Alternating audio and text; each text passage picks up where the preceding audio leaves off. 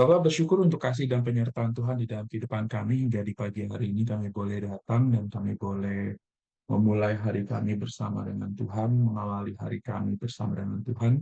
Biarlah apa yang akan kami kerjakan itu boleh terus memuliakan Tuhan dan mengawali setiap hari-hari kami melangkah dari hari lepas hari kami akan pengembangan kepada firman Tuhan. Kami menyerahkan semua ke dalam tangan-Mu Tuhan, kami hidup dan kami bersyukur. Di dalam nama Tuhan Yesus kami sudah berdoa dan kami berdoa. Kami bersyukur. Amin. Oke, Bapak Ibu sekalian dikasih Tuhan, beberapa waktu belakangan ini kan kita berbicara mengenai tentang bagaimana kita kerendahan hati gitu ya, atau eh, kita memberikan satu hal yang kita kerjakan di dalam kehidupan kita, pengembangan diri di dalam kehidupan kita tentang bagaimana kita merendahkan hati kita sama seperti Yesus ketika Tuhan melayani di dalam pelayanannya. Nah, Bapak Ibu sekalian yang dikasih Tuhan, eh, kerendahan hati itu bisa terjadi karena adanya satu pengembangan, adanya sesuatu hal yang kita coba coba apa ya kita coba belajar dan kita coba telaah di dalam diri kita dan akhirnya kita coba mengimpartasikan firman Tuhan tadi yang disampaikan gitu kan, mengimpartasikan firman Tuhan yang ada yang sudah kita pernah dengar, yang pernah kita renungkan, yang pernah kita baca dengan kehidupan kita hari lepas hari, sehingga ketika kita bisa mengimpartasikan firman Tuhan itu tadi, pengembangan kebiasaan baik di dalam kehidupan kita itu menjadi sesuatu hal gambaran daripada Kristus di dalam kehidupan kita. Nah, Bapak Ibu sekalian dikasih Tuhan, ini yang kita akan bersama pelajari di pagi hari ini tentang kita renungkan bersama gitu ya. Dengan waktu yang singkat ini dengan bagaimana posisi kita saat ini di dalam hal kita mengembangkan diri kita, mengembangkan kebiasaan baik kita, mengembangkan kesabaran, kerendahan hati, ataupun kemurahan kita, sehingga ketika kita menjalani kehidupan kita, kita bisa dilihat orang atau kita bisa menjadi berkat bagi orang lain. Nah, ayat yang saya ambil di dalam Efesus pasal yang kelima, ayat yang ke-15 sampai ke-17. Bapak Ibu sekalian dikasih Tuhan, tidak ada hal yang baik di dalam kehidupan kita itu bisa berlangsung secara instan gitu kan, atau terjadi secara sendirinya. Semua itu perlu adanya sesuatu proses, perlu adanya satu perubahan. Dan perubahan itu bisa kita dapatkan karena adanya kekonsistensian, kebiasaan yang kita terus asah, yang terus kita kelola di dalam hidup kita, sehingga konsistensi itu tadi memberikan sesuatu pola di dalam hidup kita. Pola itu akhirnya membentuk salah satu karakter, yaitu bagaimana kita kerendahan hati kita. Nah, Bapak Ibu sekalian dikasih Tuhan, sebelum kalau saya di dalam coba merenungkan firman Tuhan gitu ya, saya akhirnya coba balik lagi Tuhan, ketika saya menjalani pelayanan, ketika saya menjalani kehidupan saya gitu ya, apakah kerendahan hati itu sudah ada di dalam hidup saya? Dan bagaimana kerendahan hati itu bisa muncul atau bisa harus ada di dalam hidup saya? Apakah sekarang posisi saya sebagai seseorang yang sudah memiliki pengembangan atau perkembangan di dalam kerohanian saya dan akhirnya saya bisa menghasilkan buah di dalam hidup saya, yaitu salah satunya kerendahan hati itu tadi, atau posisi saya adalah posisi yang saat ini justru posisi yang tidak mengalami perkembangan, bahkan seolah-olah mungkin saya mengatakan, oh saya ini orang yang berkembang, saya ini adalah orang yang bermanfaat, saya ini adalah yang berguna, saya ini adalah orang yang hebat dan segala macam. Tapi ternyata kita tidak ada buah di dalam kehidupan dan pelayanan kita. Ini yang akan kita bersama renungkan. Ayat yang ke-15, Efesus tadi mengatakan, Efesus 5 ayat 15 sampai 17 dan ayat yang ke-20. 20 memang saya nggak tampilkan, nanti Bapak Ibu coba buka di Alkitab masing-masing. Ayat yang ke-15, karena itu perhatikanlah dengan seksama bagaimana kamu hidup. Janganlah seperti orang bebal, tetapi seperti orang arif. Dan pergunakanlah waktu yang ada karena hari-hari ini adalah jahat. Sebab itu, janganlah kamu bodoh, tetapi usahakanlah supaya kamu mengerti kehendak Tuhan. Dan di ayat yang ke-20, ucaplah syukur senantiasa atas segala sesuatu dalam nama Tuhan kita Yesus Kristus kepada Allah dan Bapa kita. Nah, Bapak Ibu sekalian dikasih Tuhan, dari hal ini kita bersama-sama memberikan satu peringatan atau hal yang mengingatkan kepada kita semua. Ternyata kerendahan hati itu diperlukan adanya satu hal yang merupakan hasil dari pengembangan dalam diri kita. Kalau saya melihat di dalam bagian firman Tuhan ini adalah sebelum kita menghasilkan buah di dalam kehidupan kita, di dalam hal eh, kerendahan hati, kemurahan, kalau kita lihat di dalam buah roh itu kan, itu bagaimana ada step awal atau step sebelum kita menghasilkan buah itu yang perlu kita lihat dulu. Apakah kita memiliki keimanan, kerohanian, dan kehidupan kita yang semakin lama semakin bertumbuh? Kan nggak mungkin sebuah pohon ataupun sebuah kehidupan gitu kan menghasilkan sesuatu hal yang tiba-tiba drank hidup gitu kan, drank hidup sesuatu hal, pohon tiba-tiba menghasilkan durian, menghasilkan mangga, menghasilkan ini, tapi perlu adanya step by step daripada pertumbuhan itu tadi. Perlu adanya proses di mana mereka semua berkembang. Nah, ini yang perlu kita renungkan di pagi hari ini. Dari apa yang Efesus katakan, eh, kitab Efesus katakan tentang hal bagaimana kita membiasakan diri untuk berkembang. Hal yang pertama yang kita bersama pelajari adalah next, buah dari kehidupan kerohanian kita, tentang bagaimana kita hasilnya akhirnya bisa mengatakan, oh, saya adalah orang yang bisa menerapkan firman Tuhan, yaitu dengan adanya kebiasaan untuk meningkatkan diri kita. Bapak Ibu sekalian dikasih Tuhan, salah satu contoh adalah kebiasaan bagaimana kita bisa mengatur pola hidup kita untuk bangun pagi. Saya adalah orang pagi gitu ya. Saya nggak bisa tidur malam sebenarnya. Tapi kondisi menentukan atau menetapkan saya akhirnya harus tidur malam gitu. Dan saya harus bangun pagi. Mungkin Bapak Ibu lihat, tapi kok nggak pernah ikut doa pagi gitu. Bapak Ibu, di tempat saya di Kalimantan ini keterbatasan internet gitu ya. Jadi internet itu atau jaringan itu di tempat saya itu bisa dikatakan kita namanya di sini kita harus beli sinyal. Jadi Telkomsel sama sekali nol di sini, eh, XL ataupun IM3 juga sama sekali nol. XL masih ada sedikit-sedikit gitu.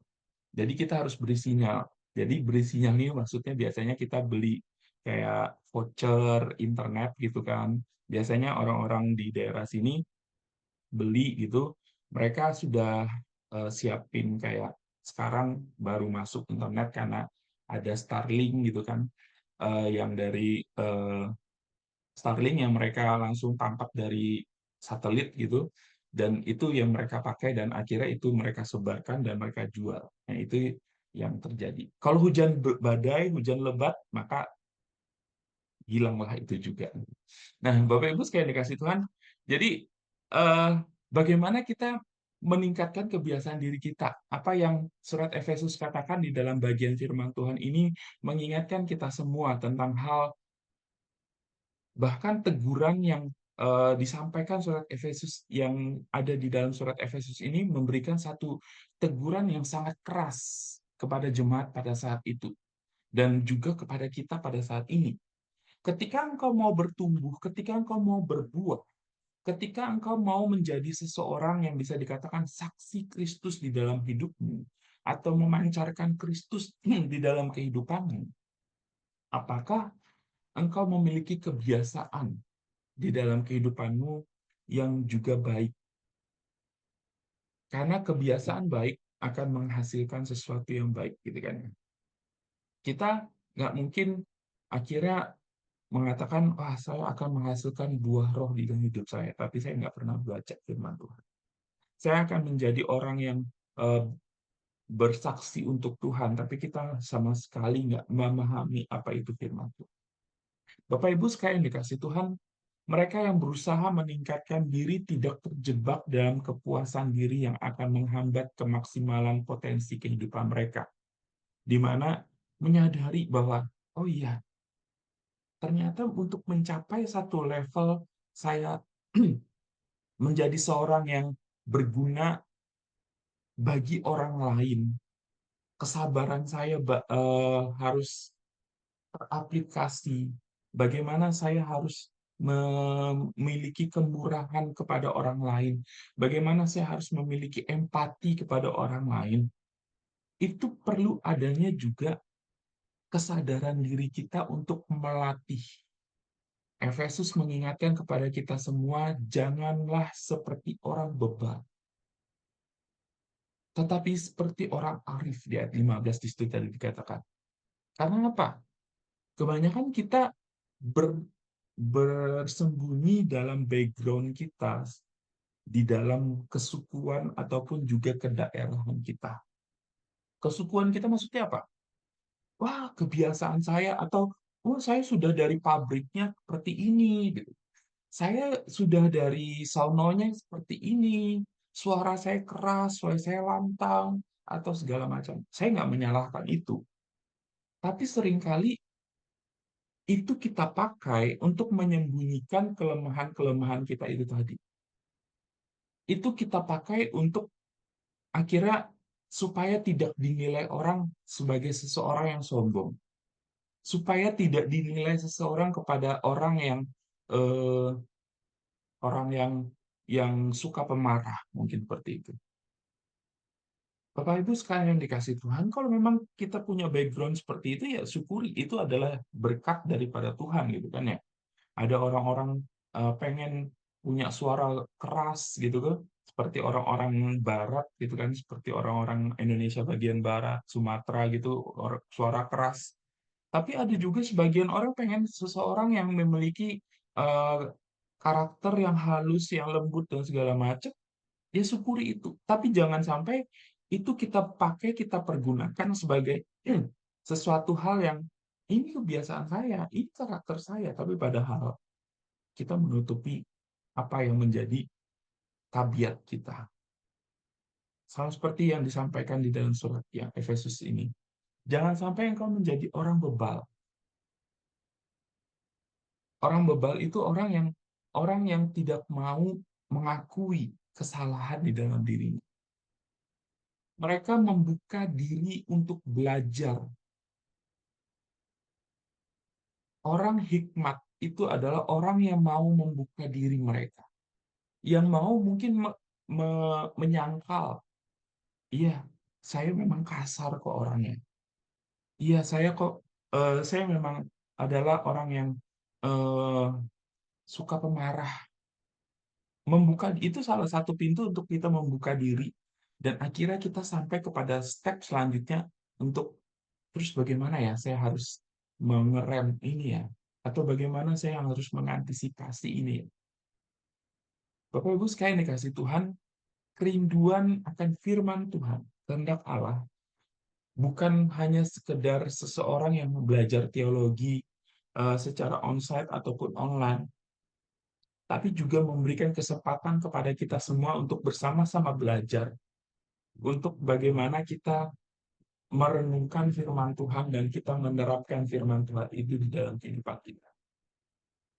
Bapak Ibu sekalian dikasih Tuhan, eh, di dalam bagian firman Tuhan ini ayat 17 itu dikatakan, dan sebab itu janganlah kamu bodoh, tetapi usahakanlah supaya kamu mengerti kehendak Tuhan.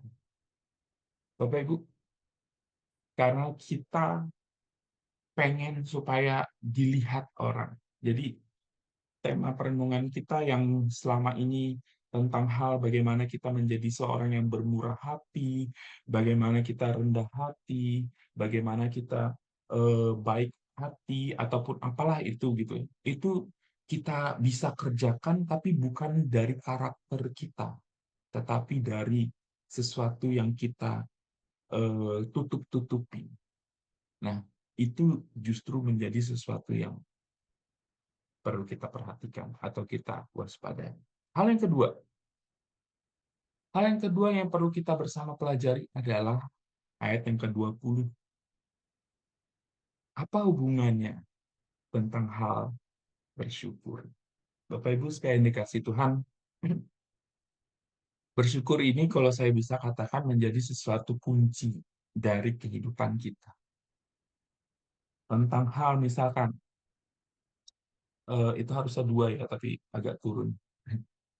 Nah, Bapak Ibu, eh, sampai mana tadi? Oh, kunci dari segala segala hal. Kenapa? Maksudnya adalah kita mau, misalkan, kita mau menjadi saksi Tuhan, menjadi orang yang eh,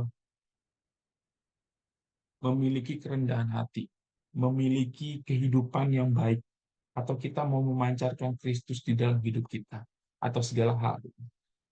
Tapi kalau kita tidak bersyukur di dalam kehidupan kita, melatih hidup kita untuk bersyukur, melatih hidup kita di dalam apapun kondisi keadaan kita, maka kerendahan hati itu tidak akan sampai di dalam hidup kita. Kemurahan hati, lemah lembutan itu tidak akan sampai di dalam kehidupan kita. Maka kita akan tetap dengan karakter kehidupan kita di dalam masa lalu kita. Bapak Ibu sekalian dikasih Tuhan, kebiasaan baik lainnya yang harus terus dilatih itu bagaimana kita mengucap syukur. Bukan hanya bagaimana kita meningkatkan diri kita, potensi kita, iman kita, pengetahuan kita, tapi bagaimana kita juga bersyukur kepada Tuhan. Bersyukur atas segala sesuatu berarti di dalam hal baik ataupun buruk, menyenangkan ataupun juga tidak menyenangkan, menguntungkan ataupun juga tidak menguntungkan. Kita menyadari bahwa semua yang terjadi ada agenda Tuhan di dalam, dan patutlah kita syukuri itu. Bapak Ibu sekalian dikasih Tuhan, dengan bersyukur apapun kondisi kita saat ini, akhirnya kita bisa, kalau bahasa Jawanya, legowo dengan hal itu. Dan ketika kita legowo dengan hal itu, akhirnya potensi-potensi kehidupan kita yang lain itu bisa kita tunjukkan, bisa kita uh, ekspresikan, kita keluarkan. Namun ketika kita tidak bersyukur di dalam kehidupan kita, akhirnya kita terkonsentrasi atau segala energi hidup kita habis hanya untuk memuasi atau memuaskan bagaimana kepuasan diri, kepuasan batin. Akhirnya energi kita, pikiran kita, dan segala macam semua fokus, misalkan contoh, uang. Ketika kita tidak bersyukur tentang hak keuangan, maka pikiran kita akan terkonsentrasi bagaimana caranya saya mendapatkan uang lagi, dapat uang lagi, dapat uang lagi, gitu kan. Akhirnya kita berpikir, oh saya harus cari kerja, saya harus cari sampingan, saya harus cari ini. Udah, pikiran kita habis di situ. Bagaimana cara dan cara gitu kan. Akhirnya kita tidak sempat lagi memunculkan potensi-potensi di dalam diri kita untuk hal-hal yang lain tadi. Bagaimana kita untuk berbaik hati, bagaimana kita untuk bermurah hati, bagaimana kita berempati dengan orang lain, bagaimana kita memikirkan firman Tuhan itu ada di dalam diri saya. Karena semua hal kepikiran adalah habis dengan semua harus menghasilkan uang. Bapak Ibu sekalian dikasih Tuhan, pertanyaan yang bersama kita renungkan di dalam bagian ini adalah, saya tidak tunjukkan di situ karena cuma satu pertanyaan, nanti kita diskusikan, lalu kita coba sharingkan gitu ya.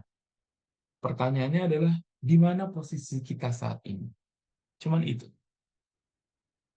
Maksudnya, di mana di sini adalah, apakah posisi kita saat ini masih di dalam kondisi orang yang seolah-olah saya ini berbuah loh. Saya ini tadi dengan sesuai dengan tema kita, saya ini berkembang loh, tapi ternyata kita itu jalan di tempat. Atau mungkin kita ada kemajuan nih dikit-dikit. Gitu. Kita mulai mengembangkan diri kita, tetapi kok susah ya? Mungkin ada hal di dalam part kehidupan kita, adanya kurang bersyukur, akhirnya semua energi kita, semua pikiran kita habis dengan hal itu. Akhirnya porsi untuk yang lain itu menjadi sesuatu kita lupakan. Atau porsi pada yang lain itu sangat sedikit sekali. Untuk kita mengembangkan pola pikir kita, untuk kita baca firman Tuhan, untuk kita menjadi berkat bagi orang lain, untuk kita berempati dengan orang lain, itu sangat sedikit sekali. Karena kita sibuk dengan konsentrasi yang salah di dalam kehidupan kita itu tadi. Nah, Bapak Ibu sekalian dikasih Tuhan, mari kita bersama-sama mengembangkan diri kita. Selama kita hidup, kita pasti tidak lepas dengan yang namanya terus bertumbuh, terus berkembang. Tapi pertanyaannya adalah ke arah mana perkembangan kehidupan kita? Ke arah sesuatu yang baikkah atau kepada sesuatu yang tidak baik? Mari kita berdoa. Tuhan bersyukur untuk kasih dan penyertaan-Mu atas apa yang sudah Tuhan berikan dalam hidup kami. Di pagi hari ini kami boleh mendengarkan firman Tuhan, memuji Tuhan itu bukan suatu kebetulan Tuhan, tetapi Tuhan sudah mengizinkan dan menetapkan itu dalam hidup kami. Dan kami percaya Tuhan, ketika Tuhan sudah menetapkan itu dalam hidup kami, maka Tuhan memiliki rencana yang indah di dalam hidup kami. Tolong kami Tuhan melihat rencana Tuhan itu. Sehingga ketika kami bisa melihat rencana Tuhan itu, kami bisa mensyukuri. Dan ketika kami mensyukurinya, kami bisa mengaplikasikan firman Tuhan di dalam hidup kami. Terima kasih Tuhan. Sebentar kami akan berdiskusi satu dengan lain. Tuhan sendiri akan menyertai di dalam pembicaraan kami. Di dalam nama Tuhan Yesus kami sudah berdoa. Amin.